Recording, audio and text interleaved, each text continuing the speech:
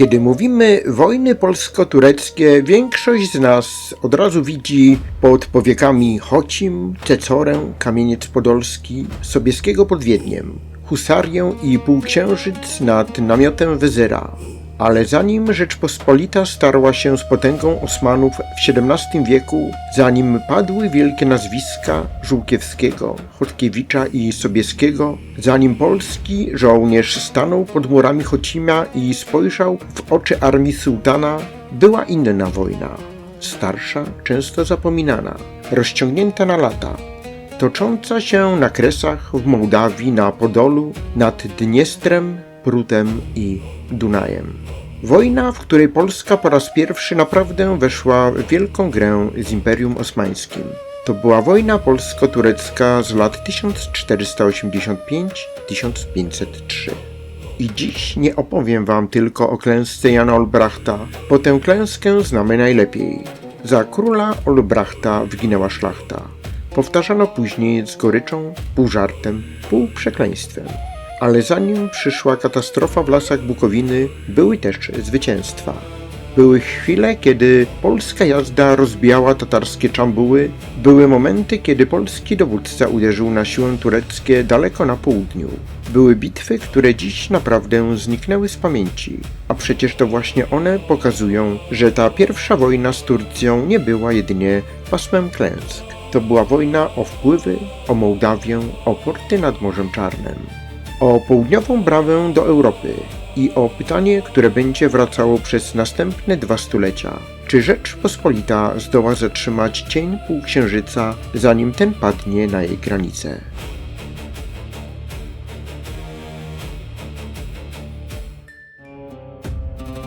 Druga połowa XV wieku.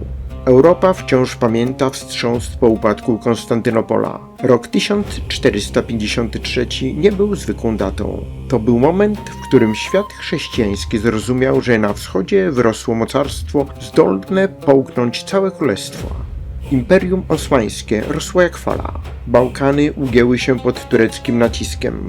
Wołoszczyzna i Mołdawia stawały się terenem śmiertelnej gry między Węgrami, Polską, Turcją i lokalnymi gospodarami.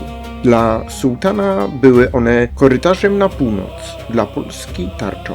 Buforem przed murzem, zanim jeszcze to słowo zaczęło brzmieć w polskiej wyobraźni tak mocno. Mołdawia nie była więc tylko odległym księstwem gdzieś za Karpatami, była kluczem. Kto kontrolował Mołdawię, ten miał wpływ na szlaki handlowe prowadzące ku Morzu Czarnemu. Kto miał wpływ na porty czarnomorskie, ten mógł oddychać gospodarczo na południu. Kto trzymał ten region, ten osłaniał Ruś, Podole i południowe granice korony. A Turcy dobrze to rozumieli. W 1484 roku Osmanowie zdobyli 2 niezwykle ważne porty – Killę i Białogród. Dla Polski był to sygnał alarmowy.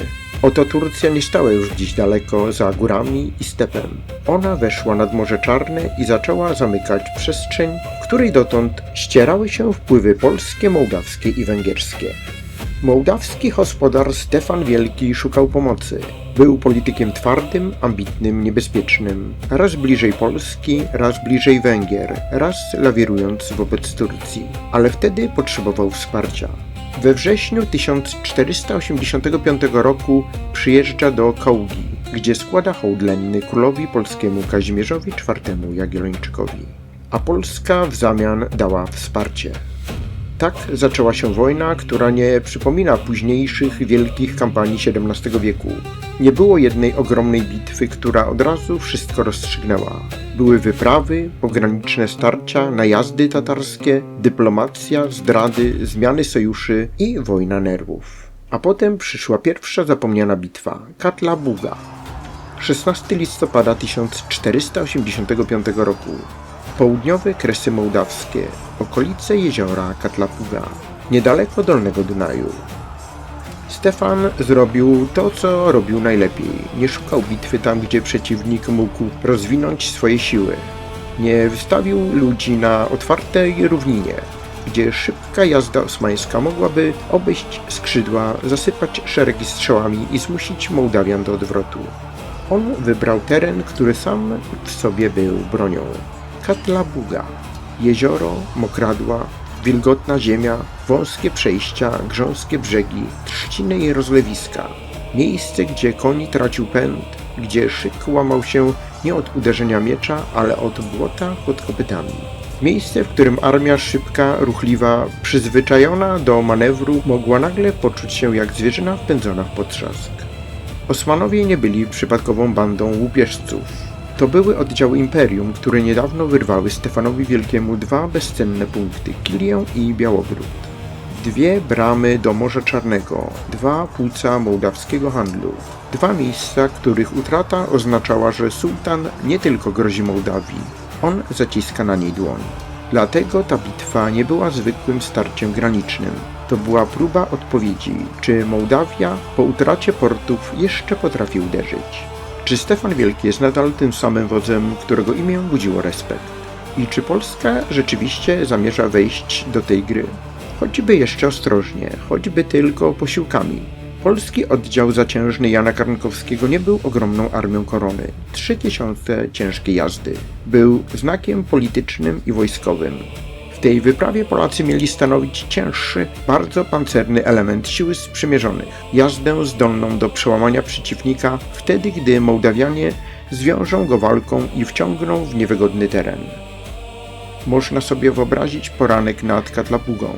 Mgła unosi się nisko nad wodą, niebo jest ciężkie, listopadowe, ziemia nasiągnięta wilgocią. Ludzie mówią półgłosem, bo w takim miejscu każdy dźwięk zdaje się nieść daleko po wodzie. Stefan nie musiał rzucać wszystkich sił od razu. Jego plan mógł polegać na tym, by najpierw dopuścić przeciwnika do miejsca, w którym ten sam zacznie tracić swobodę ruchu. Lżejsza jazda osmańska z Pachisi, oddziały przyzwyczajone do szybkiego natarcia, pozorowanego odwrotu, strzału z łuków, potrzebowała przestrzeni, potrzebowała oddechu, potrzebowała miejsca do manewru. Katlapuga ten oddech odbierała. Pierwsze starcie mogło wyglądać jak typowe rozpoznanie walką. Przednie oddziały ruszają ku sobie, padają pierwsze strzały, konie parskają, ludzie próbują wybadać, gdzie kończy się twardy grunt, a zaczyna zdradliwa mokra ziemia. Osmanowie naciskają, licząc, że Mołdawianie cofną się, rozproszą, odsłonią przejście. Ale ten odwrót, jeśli nastąpił, nie musiał być oznaką słabości. Mógł być zaproszeniem. Mołdawianie Stefana byli mistrzami walki w terenie, który znali lepiej niż przeciwnik. Potrafili wykorzystać lasy, doliny, brody, mokradła. Tutaj mogła cofać się nie chaotycznie, ale kierunkowo, tak by przeciwnik wszedł głębiej w pas niepewnego gruntu. Z przodu opór, po bokach woda i bagno, z tyłu kolejne oddziały napierające do przodu. Im więcej ludzi wchodziło w ciasną przestrzeń, tym trudniej było zawrócić. I wtedy zaczyna się właściwa bitwa. Osmańskie szeregi tracą płynność, jedne chorągwi idą szybciej, inne zostają w tyle. Konie ślizgają się na mokrej ziemi, strzały nadal lecą, ale łuk nie rozstrzyga starcia, jeśli nie może utrzymać dystansu. Lekka jazda, która miała krążyć, nękać i rozgrywać przeciwnika, została zmuszona do walki w zwarciu. A to jest moment, na który czekali sprzymierzeni. Z jednej strony naciskają Mołdawianie, ludzie Stefana, zaprawieni w wojnach z Tatarami i Węgrami. Z drugiej do uderzenia szykuje się cięższa jazda posiłkowa. Polacy Karnkowskiego nie musieli być ogromną masą, by odegrać rolę decydującą. W takim terenie nie liczyła się liczba całej armii, lecz siła ciosu w konkretnym miejscu. Krótka komenda, zaciśnięte dłonie na wodzach i jazda rusza. Nie jest to jeszcze ta husarska legenda, którą znamy z Kirchholmu, Kuszyna czy Chocimia. Nie ma tu jeszcze tego obrazu skrzydlatych kopii, które później stanie się symbolem Rzeczypospolitej. Ale jest coś równie groźnego. Późna, średniowieczna, ciężko uzbrojona jazda, która uderza w przeciwnika już zachwianego, stojącego w złym miejscu, bez pełnej swobody manewru. Pierwsze zderzenie musiało być brutalne. Kopie i włócznie trafiają w ludzi, którzy nie mają gdzie odskoczyć. Konie wpadają na konie. Jedni próbują zawrócić, inni pchają się naprzód, bo nie wiedzą jeszcze, że przód już się łamie. takim ścisku panika rozchodzi się szybciej niż rozkaz. Osmanowie próbują odzyskać porządek, dowódcy krzyczą, chorągwie cofają się, potem znowu próbują ruszyć, ale każde cofnięcie oznacza wejście na bardziej grząski grunt. Każdy skręt odsłania bok, każdy upadek konia blokuje drogę następnemu. I wtedy Mołdawianie dociskają. To nie musi być jedna wielka szarża, raczej seria uderzeń, nacisk z przodu, atak na skrzydło. Krótkie cofnięcie, kolejne pchnięcie. Tam, gdzie przeciwnik staje, trzeba go przycisnąć. Tam, gdzie zaczyna uciekać, trzeba go popchnąć ku wodzie. Bo Katlabuga nie była tylko tłem. Była drugim wojskiem Stefana. Bagno chwytało za nogi, woda odbierała kierunek, trzciny zasłaniały widok. Człowiek, który wpadł w mokradło, stawał się ciężarem dla innych. Koń, który stracił równowagę, mógł pociągnąć za sobą jeźdźca, towarzysza, cały fragment szyku. Sprzymierzeni spychają oddziały osmańskie ku najgorszemu terenowi. Część wojowników sułtana próbuje przebijać się na suchsze przejścia. Część rzuca się do odwrotu, część zostaje odcięta. W powietrzu miesza się krzyk rannych, plusk wody, szczęk metalu i głuche uderzenia ludzi padających w błoto. To właśnie tutaj zwycięstwo Stefana nabiera swojego sensu. Nie dlatego, że odwrócił los wojny jednym ciosem, ale dlatego, że pokazał, iż Osmanów można pobić nawet po największym upokorzeniu. Że utrata portów nie oznacza końca oporu. Że sułtańskie oddziały, choć groźne, mogą zostać pokonane, jeśli pozbawi się je ich największego atutu – ruchu, przestrzeni, inicjatywy.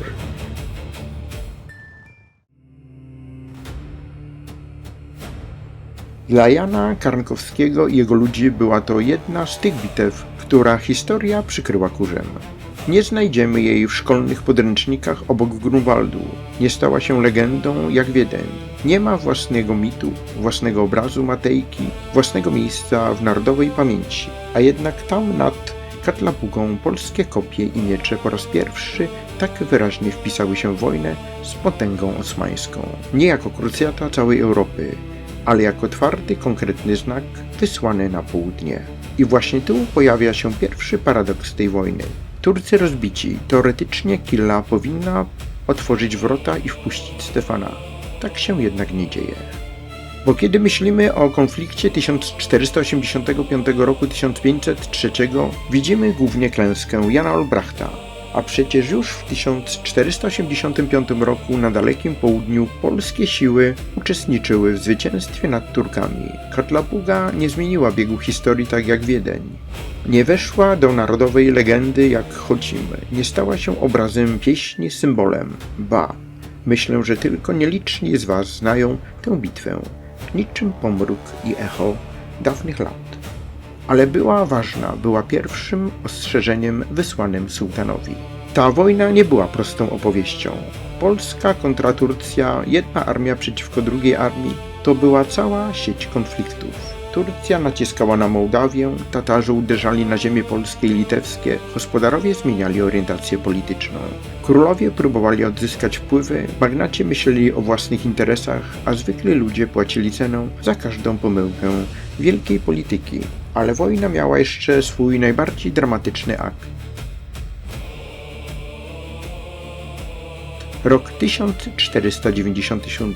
Jan Olbracht jest królem Polski, ma ambicje wielkiej wyprawy mołdawskiej.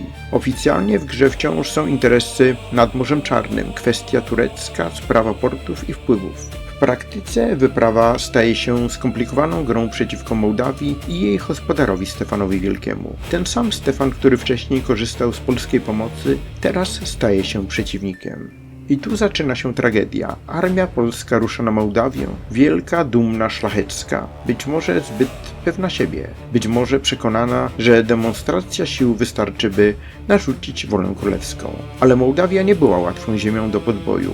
To kraj rzek, gór, lasów, zasadzek, ludzi, którzy znali każdą drogę lepiej niż przybysze. Polacy oblegają Suczawę, stolicę Stefana. Oblężenie nie przynosi rozstrzygnięcia. Czas działa przeciwko armii, zapasy topnieją, morale spada, choroby, zmęczenie, konflikty i niepewność zaczynają robić swoje. W końcu trzeba się wycofać i wtedy przychodzi cios. W lasach Bukowiny, w rejonie Koźmina wojska polskie zostają zaatakowane podczas odwrotu. Teren sprzyja Mołdawianom. Las, ciasne drogi, chaos, kolumny marszowe, trudności w rozwinięciu szyku. To nie jest pole dla dumnej, regularnej bitwy. To pułapka. Zasadzka, atak, zamieszanie. Polska armia ponosi straty. Wycofuje się z pola bitwy w regularnym szyku. To świadczy też o zdolnościach militarnych Olbrachta. Ale dla nas najważniejsza jest legenda. Legenda klęski, która niczym grób zasypała wcześniejsze zwycięstwa. Legenda zrobi z tego katastrofę niemal całej szlachty, stąd powiedzenie: za króla Olbrachta wyginęła szlachta. Oczywiście nie wyginęła cała szlachta, to przesada, ale każda dobra legenda rodzi się w bólu. A ból po tej wyprawie musiał być ogromny, bo klęska pod Koźminem nie była tylko porażką wojskową, była ciosem w prestiż króla. I tu wracamy do naszego pytania, czy wojna 1485-1503 była tylko klęską? Nie. Była wojną, w której Polska potrafiła odnosić zwycięstwa, ale była też wojną, w której jedno wielkie niepowodzenie przyćmiło wcześniejsze sukcesy. Do usłyszenia w kolejnym odcinku.